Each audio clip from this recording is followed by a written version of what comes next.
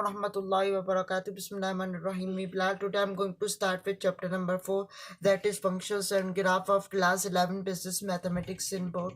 तो आज मैं जो है चैप्टर नंबर 4 स्टार्ट करने वाला हूँ, जो कि फंक्शंस एंड ग्राफ है. तो ये आपके पास बिजनेस मैथमेटिक्स की शाहिद जमाल की बुक है कॉमर्स वालों के लिए, तो आप इसको परचेज करें.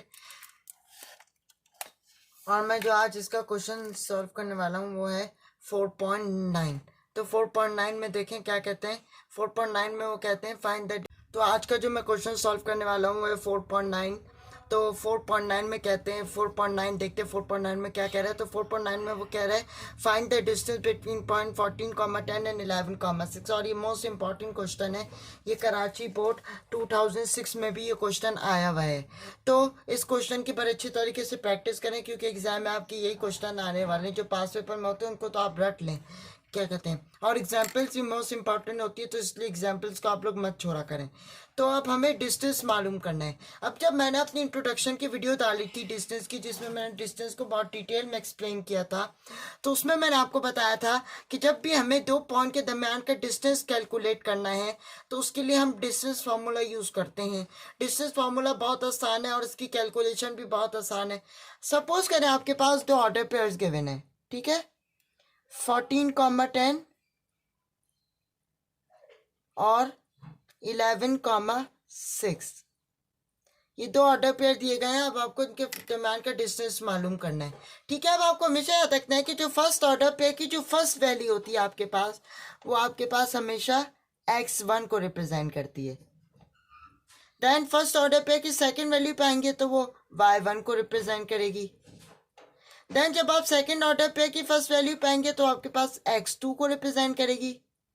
देन जब आप सेकंड ऑर्डर पेयर की सेकंड वैल्यू पाएंगे तो आपके पास y2 को रिप्रेजेंट करेगी. तो आपने इस तरह ये चीज़ याद रखनी है, ठीक है. अब जस्ट आप इनकी वैल्यूज को पुट इन करें. x1 14 है, 10 है, y1 10, x2 11 है और y2 जो है आपके पास वो 6 है.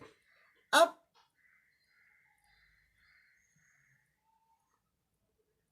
फॉर्मूला इस्तेमाल करें, डिस्टेंस फार्मूला लगाएं.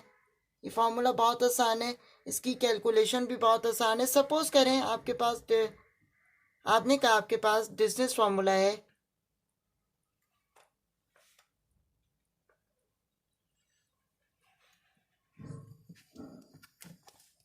x1 minus x2 whole square plus y1 minus y2 whole square. ये आपके पास फॉर्मूला है, इस फॉर्मूले को यूज करना है. आपने कहा आपके पास d is equal to under root, आपके पास एज इट इज रहा, अंडर रूट आपके पास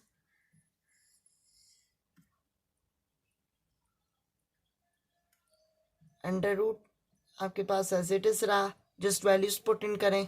x1 आपके पास 14 माइनस x2 है आपके पास 11, इस पे आ गया होल स्क्वायर प्लस, देन बीच में प्लस का साइन है तो प्लस का साइन लगाइए. देन y1 है आपके पास 10 माइनस y2 है आपके पास 6, ये इस पे होल स्क्वायर आ गया. अब आपने कहा आपके पास d is equal to square root, आपके पास एज इट इज चलता रहा.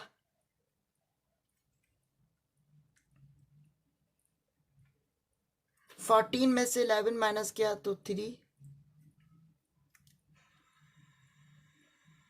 14 में से 11 माइनस किया तो 3. हम दफा चेक कर लेते हैं.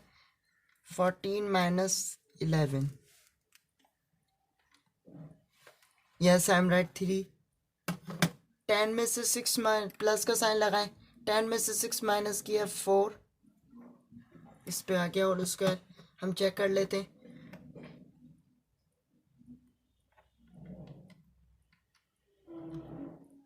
Yes I am right 4. अब कुछ टीचर्स क्या करते हैं, स्टेप पे आते हुए कुछ टीचर्स डायरेक्ट कैलकुलेट में स्क्वायर रूट लिखते हैं, 3 का स्क्वायर लिखते हैं, प्लस 4 का स्क्वायर लिखते हैं, देन वो आंसर लिखवाते थे. लेकिन मैं आपको एक स्टेप को शो करके दिखाऊंगा ताकि आपको अच्छे तरीके से सवाल समझ में आ सके. देन आपने कहा आपके पास डी इज इक्वल टू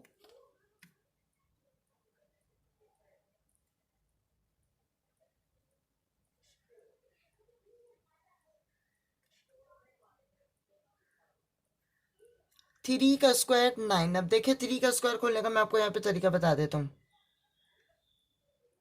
ये आपके पास थ्री का स्क्वायर है। ये छोटी छोटी ट्रिक्स होती हैं जो कि आपको आनी चाहिए। थ्री का स्क्वायर का मतलब है थ्री को 2 टाइम्स मल्टीप्लाई कराएं। अब देन इसको जब रिएक्ट कराएंगे आप तो ये हो जाएगा 3 3 ज़ा 9। इस तरीके से 4 का स्क्वायर खोलने का तरीका देख लें। 4 को 2 टाइम्स मल्टीप्लाई कराना। स्क्वायर का मतलब होता है 2 टाइम्स मल्टीप्लाई कराना, और क्यूब का मतलब होता है किसी भी चीज को 3 टाइम्स मल्टीप्लाई कराना। 4 4 ज़ा 16। ठीक है, तो ये आपके पास 9 हो गया, प्लस 4 का स्क्वायर आपने किया तो 16 आ गया। देन आपने कहा आपके पास d इज इक्वल टू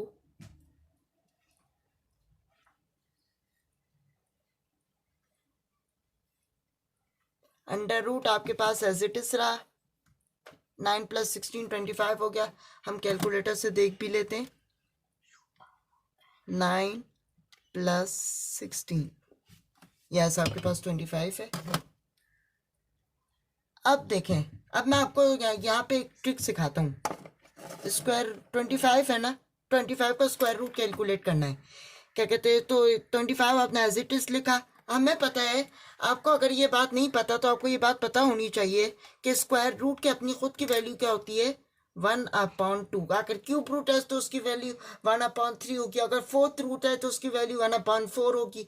अगर फिफ्थ रूट होगा तो उसकी वैल्यू 1/5 होगी। अगर सिक्स रूट होगा तो उसकी वैल्यू 1/6 होगी। तो ये चीज़ आपको याद करनी है। अगर नहीं पता तो आप इस चीज़ को नोट डाउन कर लें, जहन नशीन कर लें। ठीक है, 25 जो है वो, अब ये हमें पता है ये जो 25 है ये 5 का स्क्वायर होता है, और पावर आ गई 1/2 की। अब यहाँ से 2 से ये 2 कैंसिल हो गया तो ये 5 बचा। तो उसका मतलब डी आपके पास क्या आ गया, 5 आ गया। इस पर आप यूं करके बॉक्स बना दें और ये आपका इस क्वेश्चन का आंसर है। तो आज मैंने एक क्वेश्चन सॉल्व किया जो कि 4.9 था। चैप्टर नंबर 4 हमारा स्टार्ट हो गया है। तो इंशाल्लाह मैं इसके नेक्स्ट वीडियो में इसके बाकी क्वेश्चन जो पास पेपर के इंपॉर्टेंट है वो भी करवा दूंगा। तो जब तक के लिए मुझे दुआ में याद रखिएगा। So that's it for today. अल्लाह हाफिज़।